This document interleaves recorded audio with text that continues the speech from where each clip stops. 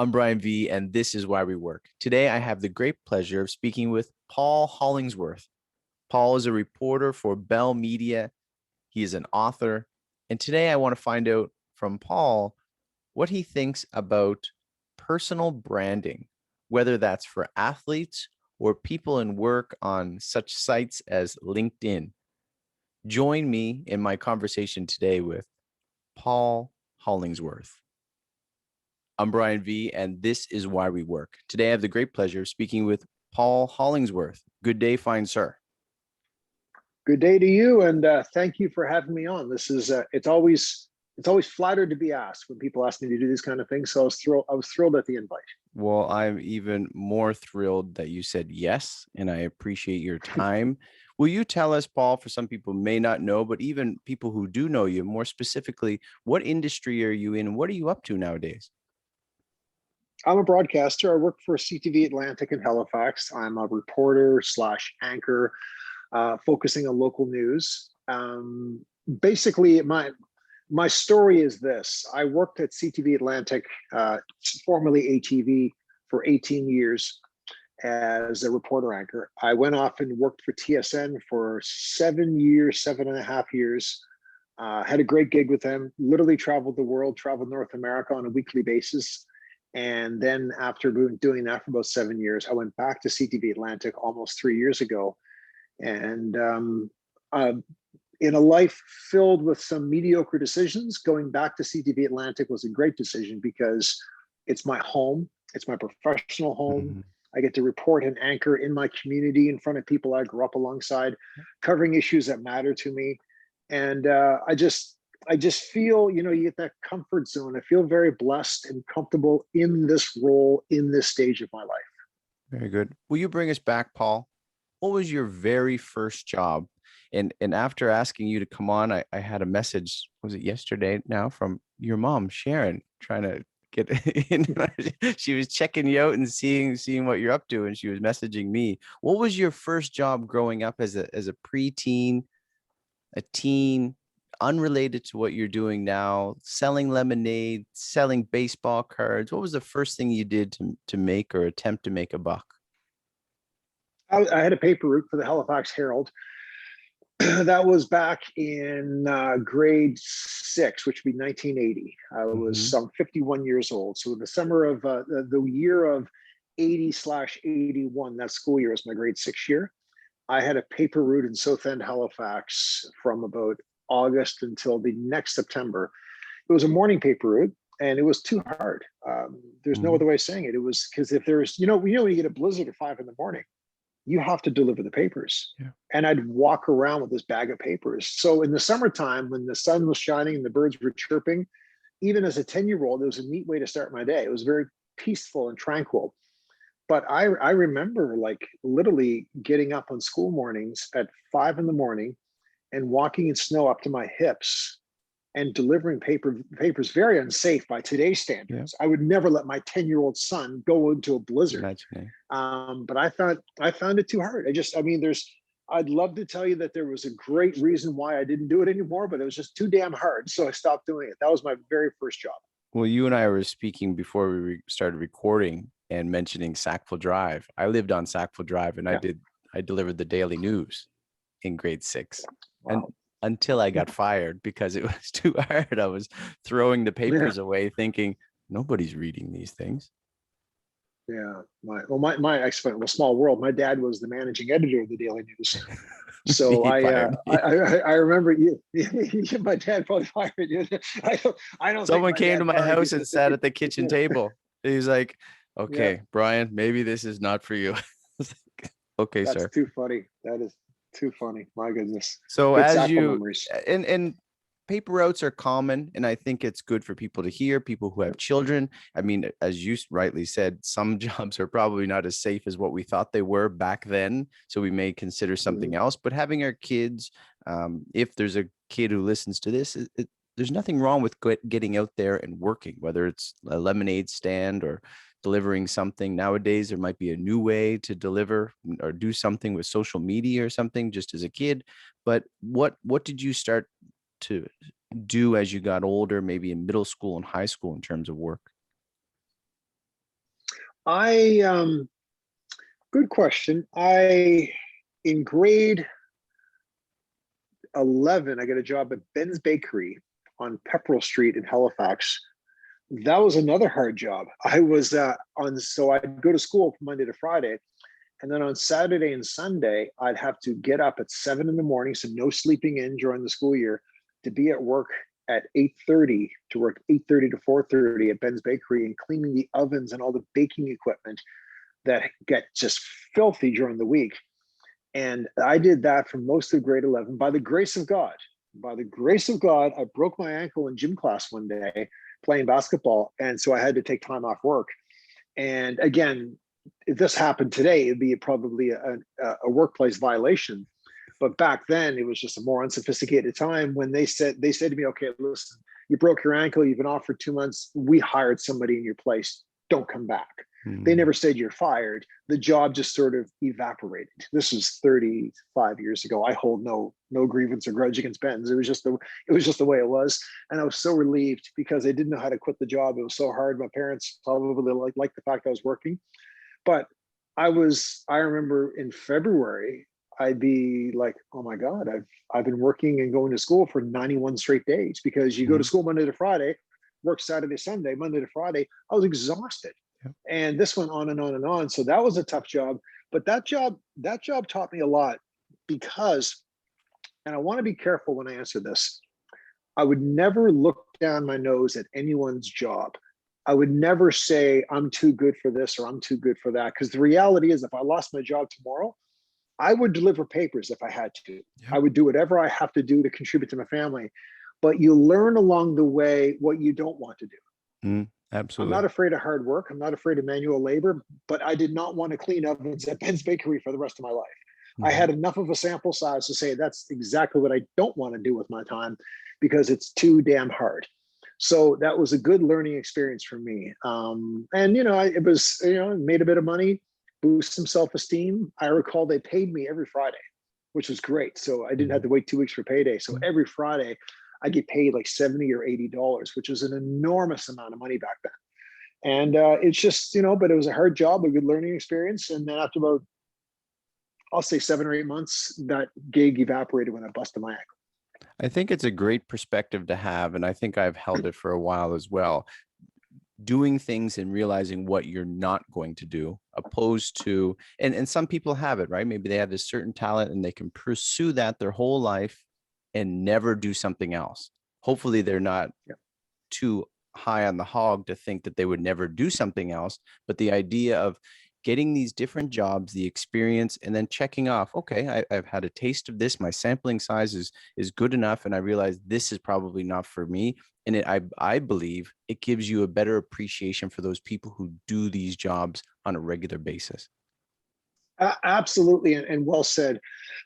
I just find that the irony is, or the curiosity of it all is at a very early age, I started to check off things that I didn't want to do, but I still wasn't sure what I wanted to do. So it's like that alluvial fan, that little triangle leading you to a decision. And you have this great grab bag of opportunities in front of you. And by the time you get through university into your 20s, you think, okay, I'm going to be either a school teacher or a university professor or a journalist, or maybe I'll go to law school and be a lawyer if they'll take me. And I remember having those thoughts, but it took me 10 or 12 years of manual labor to get to that point. And it's really interesting. I had no idea at the time I was getting an education, but I was getting an education in life about what it means to work, what it means to physically put yourself in pain doing a job sometimes, to actually perspire at work, to actually come home sweaty and stinky from 8 hours of like literally sweating your tail off and bending over backwards to do a gig. And but you learn about yourself. It's character building. And it didn't kill me. It made me better. It made me stronger. And it put me on a path to make a series of decisions which lead me to where I am right now. And I wouldn't want to be anywhere else. So I guess it all paid off, and it was all productive along the way. Knowing that you went to SMU and you took a Bachelor of Arts with English, that you took a journalism degree at King's, and Yeah. your profession that you're in now, when did that idea come from? Middle school, high school? Is there something that you did, some experience that you had that kind of led you towards media? Yeah. Well, my dad was a journalist. I guess he would probably say he still is a journalist. Once a journalist, always a journalist. So he was, and just to give you 15 or 20 seconds background on my father, he was the managing editor of the Daily News. He had been the sports editor of the Chronicle Herald, excuse me, the Chronicle Herald years ago. He was a morning sports anchor for CHNS Radio. He was a junior hockey coach. He was a junior baseball coach. So my life was saturated in sports and media. He was president of the Maritime Junior A Hockey League for years, head coach of the Halifax Lions Junior A team when I was young, and running the local newspaper. So I had sports and media all around me. And growing up, I was a big Montreal Expos fan. I had the Montreal Gazette newspaper in my house every single day, the Globe and Mail in my house every single day. My parents watched the news, late night news and 6 o'clock news every single day. We listened to the radio in the morning, eating breakfast all the time. So I had all these influences coming at me when it came to a training ground without meaning it to. And then if I could even dial in further on this, like going to Nova Scotia Voyageurs games with my dad, he would take me to the press box. So I was sitting at the press box at the Metro Center 20 years before I ever worked in media. And I remember I told this story to somebody recently, I forget who, and I was at the Memorial Cup in 2000 with the Mooseheads. And I brought a friend of mine, I signed him in and brought him up to the press box for the game. There's 10,000 people there, great environment. And he says, "Man, does it freak you out? They let you out, they let you sit up here?" And I was like, "I've been sitting up here since 1977." I've been doing my whole Yeah, life. whole life, yeah. And so I guess this is a long answer to get to the point where my dad didn't raise me to be a journalist. That would be a romantic notion and an overstatement. But it was kind of the family business. And he was a print guy with a bit of broadcasting. I could always write and turn a phrase, but to come back to the answer to your question, I remember daydreaming about being a sportscaster when I was 10 years old. I remember staring at the bathroom mirror, talking to myself, pretending I was anchoring a sports show. I remember sitting by myself. One time, I don't think I've ever told anybody this. One time in 1981, 82, the Voyageurs were playing at the Metro Center on a Sunday night. And I forget the circumstance, but I was not with my father in the press box that night. It wasn't that I wasn't allowed to, but I think he probably had some official business to do. So he set me up by myself in the upper bowl. And I was in grade 7 that year at a Nova Scotia Voyageurs game. And there were about 4,000 or 5,000 people in the lower bowl, and the upper bowls were empty. And this upper bowl was empty, but for me, I was by myself. And I was sitting there mumbling to myself, doing the play-by-play. Yeah. And if anybody had heard me, it would have been mortifying. And God knows, I'm still not, of all the broadcasting stuff I do, I'm not a great play-by-play man. I'm happy to admit that. It's a real tough skill set. And it's one that doesn't come naturally to me. But I remember doing that then. I remember staring at the bathroom mirror, pretending I was a sportscaster way back then. So that was always in me. If I'm being brutally honest, I wasn't geared for achievement at a young age. So I probably just daydreamed about it. I probably thought when I was 10, 15 years old that those are jobs for other people to have, not for me to have. I had, George W. Bush, not to quote George W. Bush, but he always talks about the soft bigotry of low expectation. I had my own self-imposed soft bigotry of low expectation. I just assumed those great opportunities were for other people to enjoy, not for me. That is not to say I suffered from terribly low self-esteem when I was young, because in other ways I didn't. But on those fronts, I always ended the internal dialogue sentence with saying, "Oh, that will never happen. They would never hire a guy like me." And so I just daydreamed about it. And then, I got to high school, get to university, and slowly I started to get some gumption. I started to see some things in myself, and I went for it. I decided to make that my career choice, and it was a tough path, but I got it done. That gumption that you started to develop, when was the first time that either behind a microphone or something specific into this path that you're on? So what sort of put me, when did I kind of get on the racetrack to where it could start Yeah. to happen? Besides, yeah, maybe it was a school, maybe a university, college project or something that you had to do, but maybe even your first gig. Actually, no, I can tell you from a life experience standpoint, and it's not, I don't mind talking about this in that it's not a sad thing to talk about to bring down the interview. Mhm. My brother died in 1991, and he was my older brother. He was 3 years older than me. And it's a line of demarcation. There's everything before 1991, when I was 21, 22 years old, going to be 22, and everything after. And I think when I don't know the exact quote, but when I was a boy, I did boyish things, but when I became a man, I put away boyish things or childish things and pursued more adult things in my life. When I went through that family tragedy, and I hope you don't mind me framing it around that because it's a heavy No, topic, go but ahead. but there's sunshine in my head when I talk about this. I woke up to the notion that, you know what, you don't live forever. I've gone through this terrible tragedy. I'm doing okay. I miss him terribly. I need to live a life that's meaningful and productive going forward. I'm not going to waste any time because I can see from his experience that sometimes you don't grow to have gray hair. And I reached down deep inside of myself and I faked confidence. I faked initiative.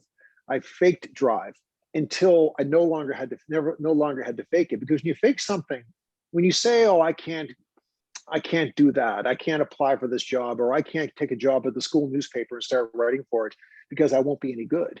Well, if you fake the courage and you force yourself to do it because you know it's time to get serious in life, all of a sudden I did that, and I'm covering the volleyball team for St. Mary's. And then the school newspaper comes out one day and said, "Hey, you know what? I faked it. I forced myself out of my comfort zone. I made this opportunity happen, and I'm reading my article, and it's not that bad. Next time I'm going to fake it a little less." And then the opportunities came up with the school radio station. And then of course, when you get to King's, when you go to University of King's College, it's basically a production house. There's a radio Mhm. station in the basement. There's a cable 10 TV station. There's a school newspaper.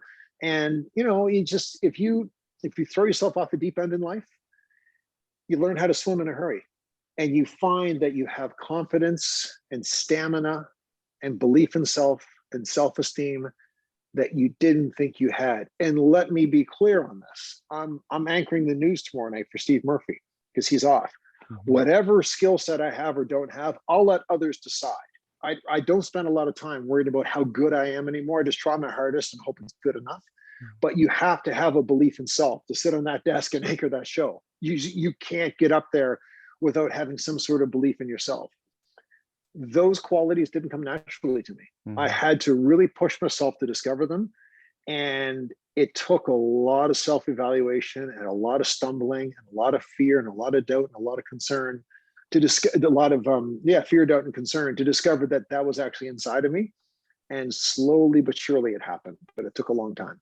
As you say this, do you think there's some, and I'm maybe tempted to do this as well, some false humility in people? Like, oh, they have this desire. They think, some people have maybe acknowledged their skill set, but I just couldn't do it. And it's more of maybe not a false humility, but the idea of you just need some encouragement, some more gumption to get over that bump. And Yeah. knowing that it just needs to be cultivated a little bit more, whether you just have to reach up a notch and get that encouragement from yourself. Do you think that people are just hesitant of that first step for whatever reason?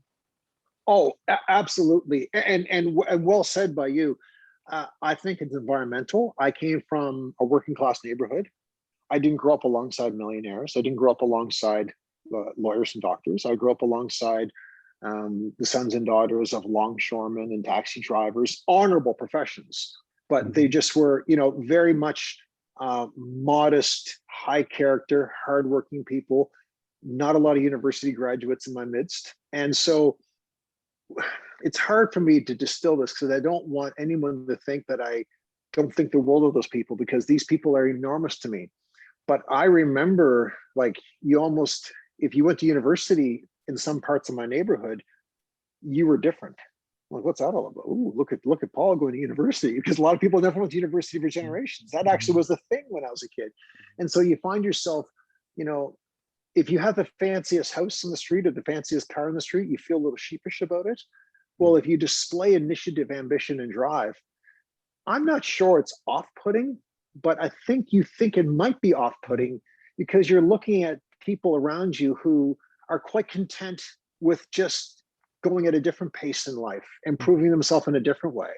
And so to be a super achiever, and I'm not sure if I ever was a super achiever, but to be a super achiever or to have like world-class drive and initiative can awkwardly set you apart from the crowd. So you might kind of say, nah, I'm not going to be that guy.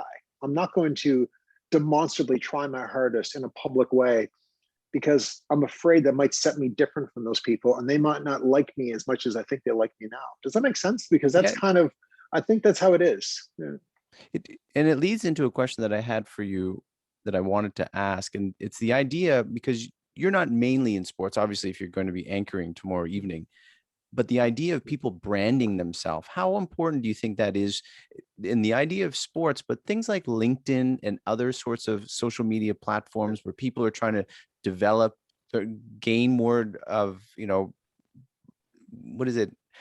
Pull in their skill sets, just get a better foundation on what it is, but to brand oneself, how important is that? You see it in sports a lot, but I've heard someone the other day, or I heard somebody say, it's really important for these young athletes to get a brand for themselves because they don't know how long their career is going to last.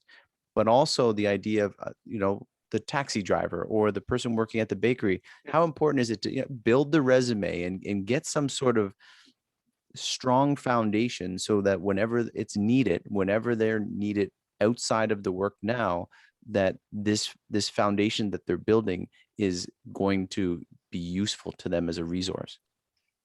I think it's true. I mean, branding is that 21st century terminology that we hear now. I think it was important in my career. It's funny, like I had a strong background as a sports broadcaster. I've achieved a lot. I don't think that's bragging to say. I don't think it's even humble bragging to say. I've done a lot of exciting things and traveled the world as a sportscaster. I'm still a contract employee for TSN on the side, but because of the pandemic, nobody's traveling, so that work has evaporated for a year. I guess going back to local news, I've kind of gone against brand a little bit, where I got to make sure people just don't see me as a sportscaster. Not that there's a lack of credibility in being a sportscaster, but if I'm anchoring Sports Center on a Sunday night and I'm covering a murder or a union strike on a Wednesday, well, that's probably a bit much for the viewers to pivot on. I mean, I can understand that there's some brands going against each other there. So I've had to be very careful with my brand. I don't think of it in those terms, by the way. I've never looked in the mirror and said, I need to be careful with my brand. But the reality is I'm very careful not to cast myself to type. But at the same time, I use social media, like my Facebook page. I devote my Facebook page to Nova Scotia maritime sports history. I'm obsessed with it because I think it's the best of our history around us. What does that tell you about me? It tells you that I have no other outlet in my life to do it. So I've decided to make Facebook about that. I don't want Facebook. My brand is, and this gets into your earlier question about you don't want to show too much initiative or show too much of yourself. I don't want my social media to ever be me talking about myself. I want my social media to be something that I'm celebrating the accomplishments of somebody else. I take enormous pride of that. So that's my personal brand. But does that run counterintuitive to my personal brand covering local news for CTV? No, it doesn't, because I'm covering what's happening in the community. And I love my community just as much as I love local sports history, heritage, and culture, the way I show it in the social media. But I sort of diversify those energies a little bit, but they kind of all fall into the same big tent in my mind at the same time. My brand is community passion. My brand is being proud to be from here. And my brand having a community passion, being proud from here, I think it allows me to take my work in a lot of different exciting places at work and on social media. And I think that's one of the main reasons why you found that your home in the Maritimes is so comforting to you, to be part of that community. Yeah. Oh, absolutely. And I've learned some things about myself. Um, I spent a long time chasing something that was, you could psychoanalyze it, like me traveling around for TSN for 7 years, seeing some exciting things, making a good buck, wearing nice suits, flying in airplanes, thinking, not thinking I'm a big shot, but chasing a life that kind of has some of that attached to it. In the last 2 or 3 years, I've been reconnected with, I've never lost track with these guys, but I've been more connected with the guys I grew up with.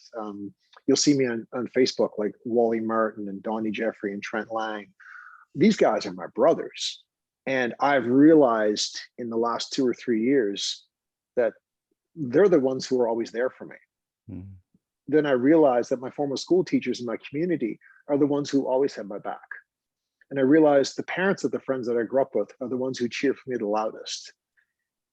I guess I always knew this, but you have to come back to it to rediscover it. And rediscovering it has just reaffirmed this love of this community that I have. And I would be nothing without those people. I would be absolutely nothing without those people in my life.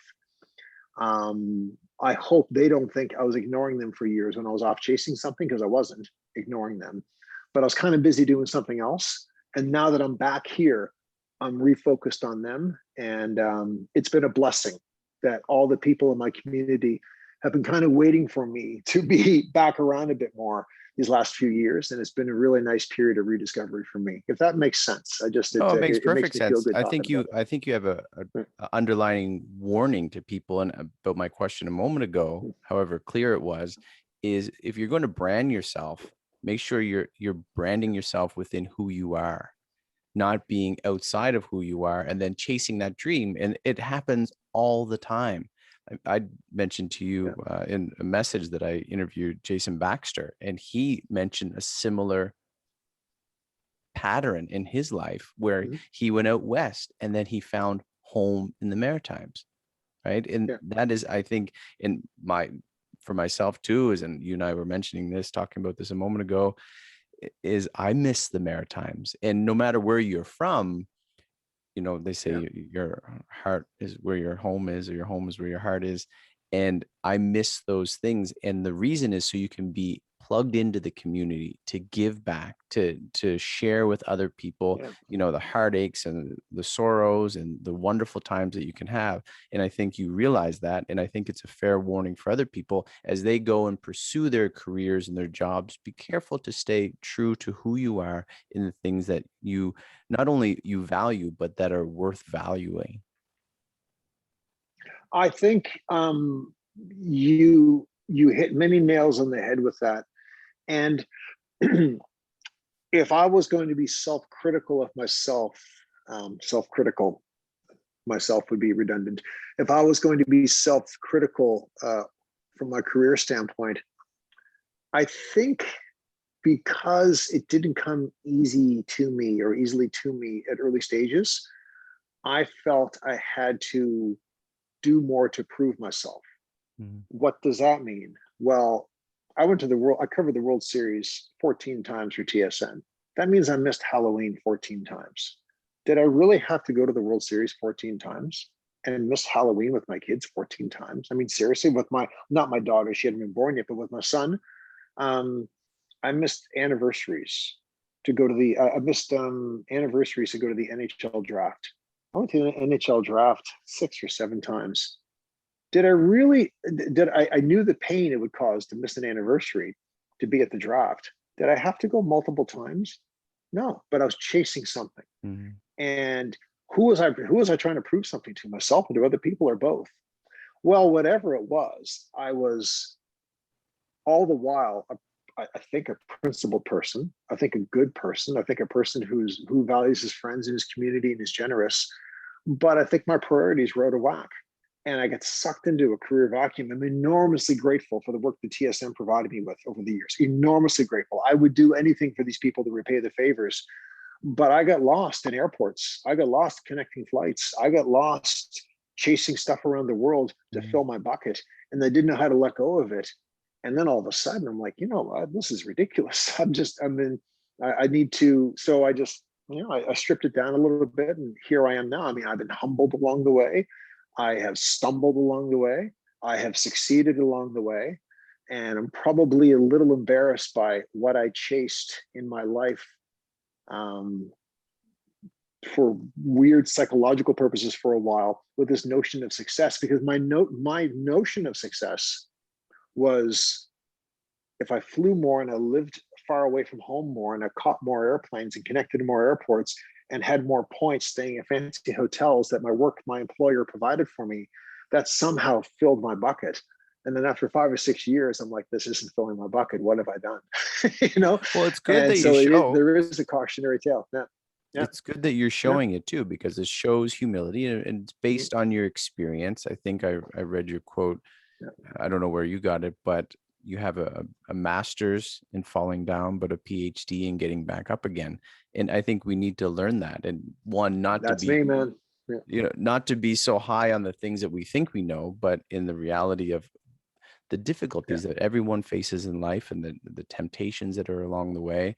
And a lot of people are in this boat. Do you have some advice for people thinking of you and your paper road as a kid, or changing your career, a couple of jobs here and there, and even most recently over the last 3 years, coming back to home? Do you have some advice for people who are getting into work or changing their career? I guess be multiple feelings of advice. You know, the notions of be careful what you wish for, and the grass may seem greener on the other side of the street, whatever that expression is. Mhm. Those are real things. You may, when you think you, take it from me, when you think you need a career job, you might need a month vacation. You might not need to change your career. You might not need a career switch of a job. You may need a break from your job. When you're fed up with a coworker or you're mad at your boss, you may need a good nap, a big glass of water, and a meal. Because if you're like me, I'm like a baby. If I don't sleep or eat, I cry. It's as simple as that. We all have that in us. And how many times have I lost my temper or been really mad, or I don't lose my temper in a public way, but sometimes if I'm Mhm. alone in the car, I'm just Mhm. steaming mad. Yep. And I think, well, wait a minute now. I haven't slept in 3 days. I didn't drink any water today. I skipped lunch. And this guy was a chump to me, or at least I think he was a chump, Mhm. because it's probably just a perceived slight. I feel like changing jobs and not working. I'm going to show him I'm going to get a new job and not work there anymore. Well, how stupid is that? That's not productive. Whereas, and by the way, I never really flew off the handle in life. Mhm. I've never done those things, Yep. but I've had those moments where Yep. I felt like reacting in a certain way, where all I needed was probably a couple of mental health days, Mm. a liter of water, and 2 8-hour sleeps. And then I could really recalibrate things and not jump the gun and make a move that was counterproductive. So many people probably, if I have a piece of advice to give, it's that: just slow down, take a deep breath. And I'll tell you another way to answer this when it comes to advice. I've given this next answer a lot of thought, and I tell this to people all the time. I've worked very hard to take ego out of my life. We all have ego. We all have ego. I'm not blind to that. But ego can destroy you. Ego can make you chippy. Ego leads you to be rude to people at the drive-through who are just trying to do their job and they don't mean to mess up your order. Ego can have you be super sensitive in situations that don't require you to be super sensitive, that aren't worthy of it. Ego can allow you to destroy relationships, and ego can allow you to change your focus from what you should be focused on. I'm sitting here in Dartmouth, Nova Scotia. My focus is this: I want my wife to love me. I want my kids to love me. And I want to pay the mortgage every 2 weeks. And I hope there's a few bucks left over to take my wife to a movie once a month during non-pandemic times. Yeah. If I have that, I'm cool in the gang. I didn't always have those priorities. And Mhm. I think ego got in the way of it. So I've worked very hard to remove that obstacle. And I'm talking the bad side of ego. We all have ego that helps us thrive and achieve, but ego can destroy you. Yeah, it's great advice for people in work, and we often get sidetracked. And for me, you mentioned, a couple days rest or something. Sometimes it's just a nap. Just a 5 minute for me. I like Oh naps, yeah, but it's like a true. 5 minute and it changes my Yeah, perspective almost every day that I take a nap. Like, oh, I mean, I have a pretty yeah. easy life out here in South Korea as a English professor.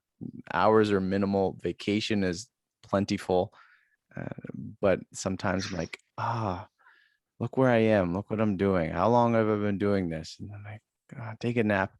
My life is pretty good, but sometimes we just need to take those breaks and Yeah. get a better perspective. And as you mentioned about those jobs, like these are the things you could be doing, these things you might not be doing, these are the things other people are doing, and people have a little bit harder than us. And if we keep our level keel, we won't be so Mhm. quick to fly off the handle. Do you? I took professional counseling from a woman. Her name's Michelle Fitzgerald. She works at I believe Robertson Surrett. It's an employee agency HR firm in Halifax. She's exceptional. And when you take professional counseling, like it teaches you to be a better employee, a better Mhm. manager of people, a better leader. I didn't know this. You enter into an arena where she holds the mirror up to you and in a very productive way confronts you with your faults and your shortcomings, your listening skills, your communication skills, your sense of humanity, your sense of humility. It was so enormously helpful. Mhm. I went to about 10 sessions with her, and I carry it with me every day, the lessons learned from her, because I wish I had her at my side in high school. I wish I was Mhm. taking like intermediate level instruction from her all the way through life, because my parents are good people. I'm not criticizing them, but they weren't equipped to prepare me for professional life. My professors did not prepare me for professional life. And to be My fair, wife was trying to find her. Yeah. and to be fair, I'm not prepared to get my children ready for professional life, right? No, we're not HR, we're not HR consultants. And I mean, and then we all have varying degrees of social maturity. Um, I'm very socially mature in some ways and probably very lacking in other ways. And so having that kind of guidance and supervision from her was so helpful. I carry it with me every day. There was one thing she focused on, the 40-60 rule.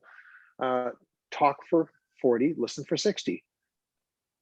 I was like, well, that seems pretty simple. And then she said, challenge yourself for the next 2 weeks until our next appointment. Focus on this. I was talking 90-10. I was talking over people. I was blowing them away. I had nervous banter. I was appalled at the person I was. I was like, wow, I'm on a good day, I'm 75-25. And then I said to myself, well, wait a minute now. I left CTV in 2013 after 18 years because I was frustrated professionally. These are good people. I'm not Mhm. criticizing my Mhm. former Mhm. employer for the first time I was there, but I felt I had outgrown the place. I felt it was time for a new challenge. Well, after talking to her, I'll be honest with you, I came to the conclusion I left for all the wrong reasons. I just was at a period in my life where I was being a little bit immature, a little bit super sensitive, a little bit frustrated over things that probably didn't require frustration, and I left. It wasn't a mistake, but I bet you had I been seeing her Mhm. professionally with her guidance, I may have come to a different decision in life. Isn't it fascinating? But that's where I was in the growth arc in 2013 was different from where I was in 2018, because I probably wouldn't have listened to her years earlier. But that's where I was at that point. 60-40 is a big difference. 50-50, you think you got it, but 60, 10%. Yeah, and I listen. Yeah, I tell you, I listen every day with people who, like you and I in this conversation. You'll ask a question, I'll answer. A couple of times because of the delay, we stepped on each other, but for the most part, we're going back and forth. Oh, that's probably I my talk to mistake. people. No, that's me. That's me too, though. It's me too. It's me too. But I talk to people every day now, and I'm going, oh, 60-40, 40-60. We're not, there are people who just, you want to say to them, I'm sorry for talking every time you try to interrupt me because they just keep talking and talking. But you learn a lot. You get perspective on it. Sorry for It's talking too when funny. you're trying to interrupt me. Yeah, it's a little funny thing, but it's true though. It's totally true. And this isn't to be personally critical of anybody. I'm No, actually no. using this story to hold the mirror up to me because it allowed me to see my shortcomings. And it made me re-question over and over again some of my previous decisions. And the reality is, and this comes back to the cautionary tale part, any level of success or achievement I had in my life, and it was probably modest success and modest achievement, I'm not overstating that. I probably had my maturity ratios were a bit off at certain times in my life, and I needed some work on that. And once I identified that, I think it's made me a better professional, a better employee, a better person, a better human being. And I like better the person I am in my work life now than I did in previous iterations of my work life. It's funny to hear that you had difficulty with this, because with this podcast, I'm learning very slowly to listen rather than be ready for my next question. So it's interesting to hear that you struggled with this, and that's hope for everyone, because this is a different type of experience that you have than other people. Most people are not, the interviewing or in the camera, and there's a whole bunch of stuff you have to wait and be silent for and listen.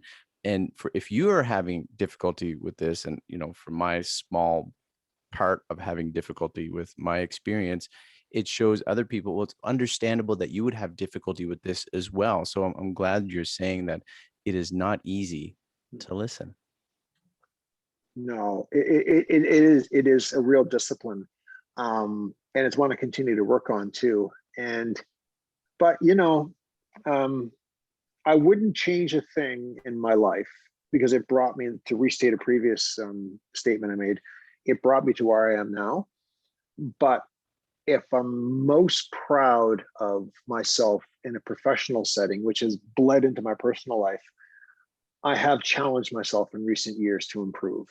I've challenged myself to be a more considerate person. You try to be a better person. You try to be a better version of yourself. I'm not ashamed of anything I was before, but I can go back and identify some pretty glaring examples of where self-improvement was required. And I was probably too obtuse at the time to pick up on it and make the adjustments. Maybe it's challenging oneself, but do you have any encouragement for people who go through difficulties, adversity with their work, uncertain about their career, uncertain about their future, where they might want things? I know for a goal for you is your family, and that's a great goal. Not all people have those priorities set up. Do you have some advice for people that for whatever reasons are maybe a little distraught, maybe depressed, maybe just uncertain about their future and not sure how things are going to turn out? Well, first of all, cut yourself a break. Don't be too hard on yourself. I have been hard on myself. There's the plan A and plan B. Have a plan C and a plan D and a plan E and a plan F. Plan Z. Don't limit yourself. I have a friend of mine who has a public relations degree who is now a manager of a bank. I have a friend of mine who is an English teacher by trade, who is a regional vice president for a major sporting goods company, basically selling sporting goods out of the trunk of his car. I guarantee when he was studying education, he never thought he'd be selling swag. I guarantee when she was doing a co-op work term at the Mount St. Vincent University Public Relations School, she never see herself being a bank manager with no financial background. But just do not limit yourself to this. Look, I'm 51 years old. I'm proud of the work I do at CTV. I'm actually very proud of it. I think professionally, I'm in a really good place. I think I'm a good guy professionally these days. I think I'm doing a good job. I'm being a good citizen for my employer, and I'm grateful for them. You know what? I could be a fireman in 2 years. I have 2 university degrees. I could be a substitute teacher if I stumble and fall.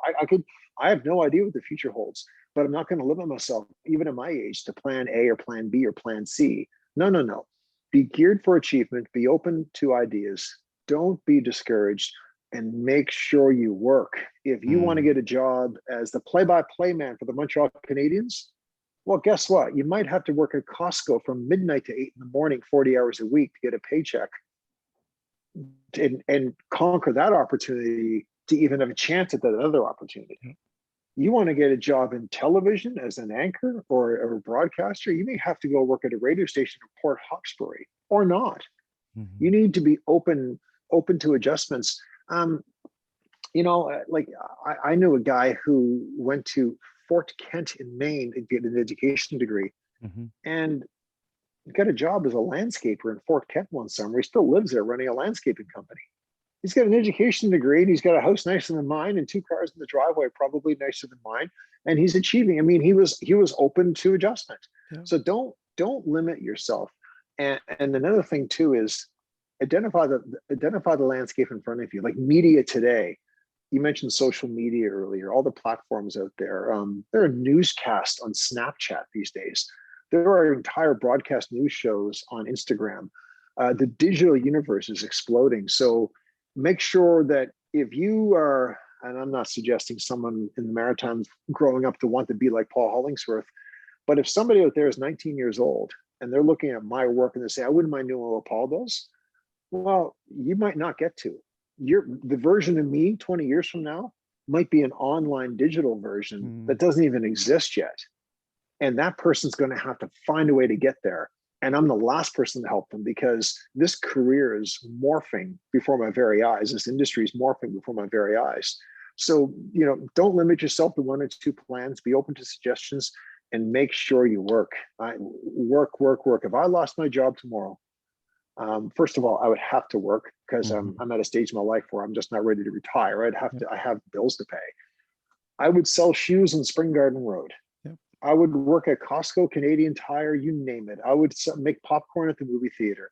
And I'm not even grossly exaggerating that, or not even remotely exaggerating that. And I'm certainly not grossly exaggerating. I would do whatever I have to do to make money because I know working every day and being productive builds something inside of me and it positions me for achievement. I don't think that's unique to me. Sitting at home, waiting for an opportunity to come that might not come is destructive. Absolutely. So get out there, make sure you keep working and keep going in the right direction. And as my friend Steve Murphy will say, it's one thing to be in the right place at the right time, but in order to be in the right place at the right time, you've got to be in the right place. So if you want to have a successful career in your life, you might want to start by getting a job. That's not having a job is the first step towards having a better job. They're not going to give you the wicked good job when you're unemployed. You're going to build up to it slowly. I've experienced lots of people. I was a resident manager in Halifax, and lots of international people looking for jobs specific to their education and only wanting to get that particular job. I'm like, no. Just go get a job. Start there. Yeah. Start there. If you go to St. Mary's University, one of my best friends works at St. Mary's, and he's got a level of expertise when it comes to student placement, student employment, counseling them towards better opportunities in life. He was telling me recently, and I'm paraphrasing him, but the banks are coming to the university and they're scooping up art students because they're looking for aptitudes and achievers and life skills and transferable life skills and personality traits, as much as they're looking for the accounting major who's going to be an accountant. Like you get a Bachelor of Arts in English at St. Mary's University, you might wind up being the regional rep for Molson Breweries. I'm making that up, but the point of the matter is that's what those people are looking for now. They're not looking, you're not, if you get a job as an accounting degree and you're only applying to accounting firms, you're probably selling yourself short. I don't say probably, you are selling yourself short, and you're probably not painting a realistic picture of the opportunities that you should be chasing out there. I think it's encouraging for people who do not know what they're doing. They maybe have a piece of paper from a university or they're thinking of some other field, that there's lots of opportunity for them if they're just willing to put that effort in. Paul, I only have one more question for you besides how can people get in touch with you besides finding you on TV each day? They can. I'm on Facebook, and you can. I'm on Twitter at Paul H Reporter 1 on Twitter. And I'm on, as you know, I'm on Facebook. You can always find me on Facebook, and they can find me on the news, of course. And you might find me at a local Starbucks in Halifax getting a coffee because I guzzle copious amounts of coffee on a daily basis. But I'm just I'm at a stage in my life where I'm around town. I think I'm approachable. We all have shy streaks that we work on, so I have a little bit of that. in the public, but for the most part, I think I'm an approachable guy. And people, if you follow my social media on Facebook, I think I engage when people engage with me. And I encourage people to reach out and connect and ask me all the questions they want. Perfect. Paul, one final question, and that is, why do you work? I work because I grew up in a household where we did not have a lot of money at some stages of my life, and I was very young. And I don't take for granted the fact that I've been given an opportunity to achieve and do things professionally in this life that I'm blessed to have, but the opportunities I have are not afforded to some other people who aren't as blessed. So I work to take full advantage of the opportunities that are in front of me. Pushing aside the financial part, we work to make money. That's the easy answer. But I work to take advantage of the opportunities, keenly aware of the fact that a lot of people before me were not as blessed as I am. Paul Hollingsworth, Bell Media employee, reporter, and author. Thank you for your time. That's right. And I appreciate the work that you do. Thank you very much. And please invite me to come back sometime because I enjoyed it. And I'd like to do it again. How's that? Thank you to Paul Hollingsworth for coming on. You can find him, and he has authored a couple books now. You can find me on any podcast, Spotify, Stitcher, Google, Apple. Please like, share, follow, subscribe, hit the notification button below in the YouTube channel. And if you know someone or you would like to be interviewed, email me at whywework@brianv@gmail.com. WhyWeWork, BrianV@gmail.com. I'm Brian V, and this is Why We Work.